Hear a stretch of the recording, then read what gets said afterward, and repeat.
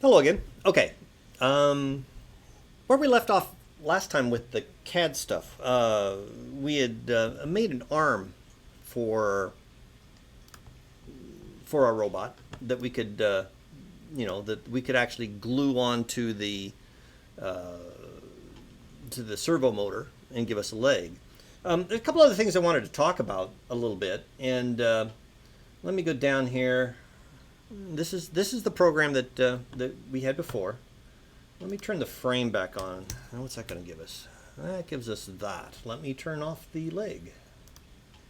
A couple of slashes, and the leg goes away. Okay, so this is our the frame for the robot. Now we also need, when this thing moves, we've got a couple of issues. One is that we want it to be able to walk along the floor on its own. We don't want it to drag a cable or anything like that. And these servos, they actually have to plug into our board. I mean, I've got, that's not the processor you're using, but I mean, you've got these little breadboards and stuff like that, and they really need to be in here too. So this really should be mounted on this frame. So let's get one of those at least listed as to how big it is.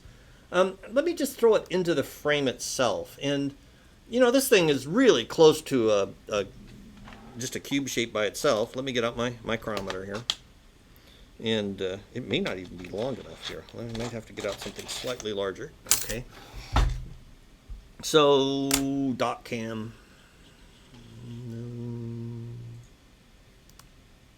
Okay, so here's the thing that we're using. It's just like this is what yours is. Okay, and so if I got little tabs sticking out here, so it kind of depends on what I want to do. If I include the tabs, it's about 85 millimeters wide. Okay, and or in length, and about 55 the other way. And I'm just going to put the board in, and just roughly eyeballing it's 10. So 85, 55, 10. So I can just throw a cube in here, and I know I'm going to need the translate and all that. So let me just go ahead and put that in here. Translate, and I'm just going to zeros it for the moment, but I know I'll need it. Cube. And I want, I'm thinking about which way it's going to fit. You should tell me when I do this. Okay. Okay, so I said translate, and we need to think about how it's going to fit in this space. So I'm going to want to put it probably in here. Let's see where that fits. Now the X direction's this way, and the Y direction's this way, and the Z direction is up. So okay, so I want 85 in the X direction, then 55, then 10. Okay, so when I do that, there's my thing. Okay, now the supports that we built, I mean, it's it's right in the middle of everything. We really need to move it. So okay, so we've got a couple of options here to fix this. I need to slide this thing down over so it's not in the way of the servos, and that I'm looking at the little teeny XYZ thingy in here.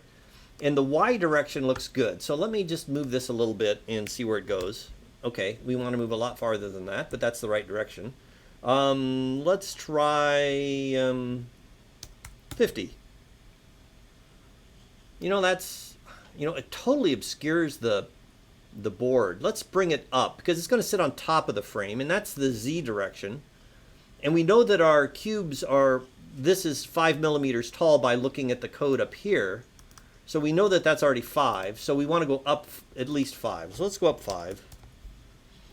So now we can see where it is sitting with regards to everything else. Now, I can make this thing look a little bit better if I actually widen up my robot to match this a little bit. And this is 85 across, so I think I'm going to go ahead and change the robot's width to be just a smidge wider, and that's going to change a few things in here. That looks like we need to go out about 5 more. So let me see, and if I can just look at these different things, I know that these snap joints are going to have to move too. So let me put a comment in here. This is the breadboard, so I can keep track of what's what, because I lose track also. Okay, so the first cube, the first statement is this one here that is sticking on the bottom. The next one down is 80 by 5 by 5. That's this guy. That's slightly shorter, and it's still, this is 5 by 5. So that'll need to go up by, you know, if it goes up by 5, that'll put it at the same width as this. So let me just bump that to 5 and redraw it. Okay, that looks good. Now this bar here, I don't want to change its length. I think it'll be fine. I just need to slide it over, and again, looking at which direction I need to move. Okay, so it needs to go, you know, everything's goofy when I'm looking in the camera here because it's reversing things. It needs to slide this way by 5, and I think that's a long one, so it's going to be this likely. Let's try moving it in the X direction 5 more. Let's go 80 instead of 75. Good guess. Okay. So everything looks actually not too bad. I know that the cube or this other bar, although it looks like it's right, I bet it's one of those where I got a zero edge on a zero edge, because this says that it's 80 in length and it's slid over 95. That's this one, but this one's 80. So I'm wondering if this needs to be 85 to match the other one on the other side. Let's do that as 85 also. Okay, so that makes sure I'm worried about zero thickness walls or gaps. They seem to complain about things like that later. Okay, so my other issue is I'm hanging off the edge a little bit, and I really don't need to make it really hang off like that. You know, and how am I going to hold it on there? I'll get to that in a moment. I haven't decided yet. But, you know, I could move these two servo motors. You know, oh, this servo's motor's in the wrong spot yet. I had this red one. That's still, this particular snap joint is in the wrong spot. I need to go 5 more over. And this one is shifted 80 to the X direction there. And I bet that should be, if I make it 85. Again, I said 5 millimeters over. That should take care of that. Okay, that fixed that one.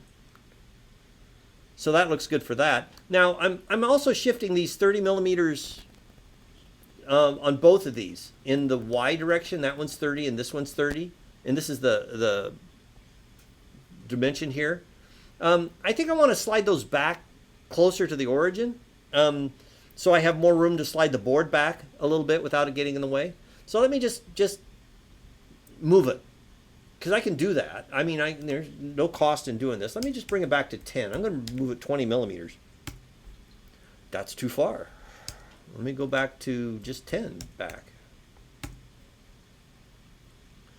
You know, that's pretty close. Okay. You know, that will work. I don't see any particular difficulty with that. Now I can take my breadboard. Let's see here. Let me change the color of this. I'll just leave it, I guess.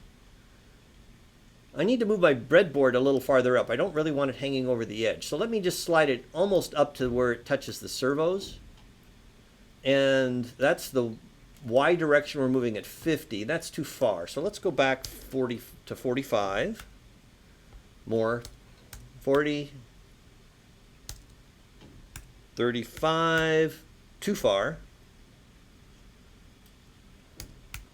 I want just a little gap. Is that a gap?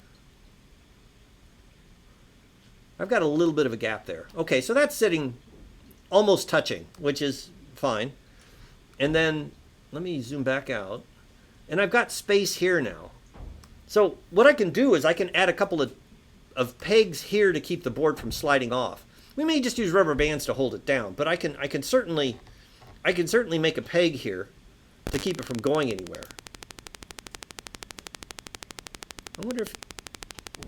I have no idea what's causing that noise.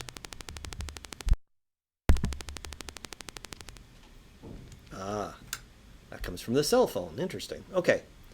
So let's take... I want pegs. I want pegs, just small ones, because I don't want to take a long time printing. So, and this bar here is 5 millimeters by 5 millimeters by however long. So let's make a couple of cubes to hold that in place. Now the breadboard itself will turn back off when we actually go to print it, because I mean, obviously you can't print that breadboard. So, you know, it's going to look just like these guys. It's going to be a cube again. I'm just going to copy that because I need that. And I'm going to change this back to, I want it 5 by 5 and however tall I want.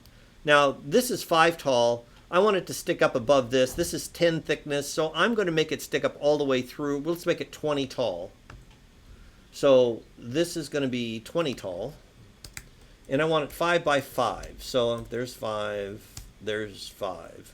And this, I need a semicolon, and this is post. I'm just trying to put a name on here so I can easily identify it. I say draw. It's not in the right spot. That's okay. But that tells us where we are. And now I want to move this post that just magically appeared. I want to slide that all the way down here. In fact, I don't really want it translated up. I want to leave it at 0. Okay, I can still see it. It's still sitting right there. Okay. So now I want to move it over. This was 55 in length, so it's going to be really close to that. I'm going to move it over 56. It's already, so let me just go to 36. Let's try 80. I don't think that's quite far enough. Okay. 85. No. We got to go, it's going to need at least 5 more. Let's go 90. And I can see by the look of this notch, I'm still not far enough. I want to go a little bit farther. Let's go 92.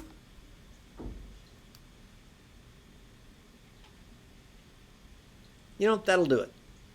Okay. So that post will hold me just fine. You know, if I was thinking about this, I could possibly do a rubber band on that and to something else and make it stick. But we'll worry about that in a bit. Okay. So I want another post, and I want it on the other side. And so it's going to look, everything's almost the same. So let me just copy that. Copy. Paste. But now I want it to be in the, that's the X direction. So I need to, it's going to have an X factor to it. And it's got to be, it should be really easy to guess what that's going to be. And that's going to be about 80. And it is exactly 80. Okay. I've done this before. Okay, so now I've got a place to mount my breadboard. Now we've still got some things that we can work with on this. Just to give you guys some other options of how to build stuff on this. You know, I think I'm going to stop this video here, and then I'm going to add a second one because that's going to take at least as long, and I don't want to get these too long. So, okay, this is the mounting of a breadboard to it, and at least a way of getting it sort of sticking in place. Now, the other thing I could do on this is I could put little tilted pieces that come in that would reach over the top of the breadboard and hold it down, and we could actually make it snap in place. We can try that. Now, these are pretty thick, so they're not going to flex. If we make something really thin, you know, if you have a piece of steel and it's really thick, it's not going to bend. But if you have it really, really thin, it bends really easily. The plastic does the same thing. I've got pieces of plastic so thin enough that you can make flex joints out of them and stuff like that. So we've got options. In fact, of our snap joints that we use in the servos, this post here flexes. And you can actually break it off if you flex it too far. But this thing flexes a little bit. That lets us snap this device in here, and then it goes back into place and holds it. If we break it off, we just jam a piece of something behind it here. It'll kind of hold it in place, and it'll be fine too. Okay, I'm going to stop there for the, need to save this. This was Robot V4. Let me do File, Save As. And this is going to be Robot V5. And I'm going to save. Okay. So, as I said, I'll stop this one and we'll start another one.